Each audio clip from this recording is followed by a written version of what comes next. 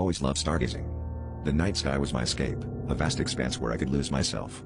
But one night changed everything.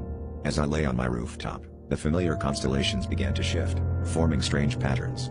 At first, I thought it was a trick of the eye, but the patterns persisted, aligning into symbols I had never seen before. They glowed with an eerie luminescence, unsettling in their ancient beauty. My heart pounded with a mix of fear and curiosity as I realized these symbols were no random occurrence, they were trying to tell me something. I became obsessed, spending every night on that rooftop, documenting the celestial script.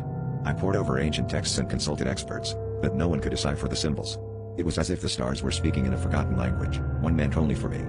Friends and family grew concerned as I withdrew from the world, consumed by the messages only I could see. The symbols began to feel like a countdown, their once static arrangement now shifting nightly, growing more complex and urgent. One evening, as I traced the latest constellation with trembling fingers, I felt a chill run down my spine.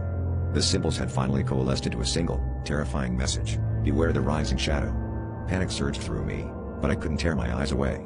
My heart hammered as I watched the stars twist again, forming the shape of a monstrous figure that seemed to reach down from the heavens, casting a shadow over my very soul.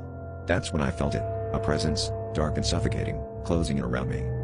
I stumbled off the roof, gasping for air, but the sensation followed me inside. Every shadow seemed to writhe with malevolence, and the air grew thick with oppressive dread. I locked myself in my room, unable to shake the feeling that something was watching, waiting. The once comforting glow of the stars now felt like a sinister gaze, and I realized that the messages were a warning. But it was too late. The shadow had found me, and as the darkness crept into my room, I understood that the stars had sealed my fate.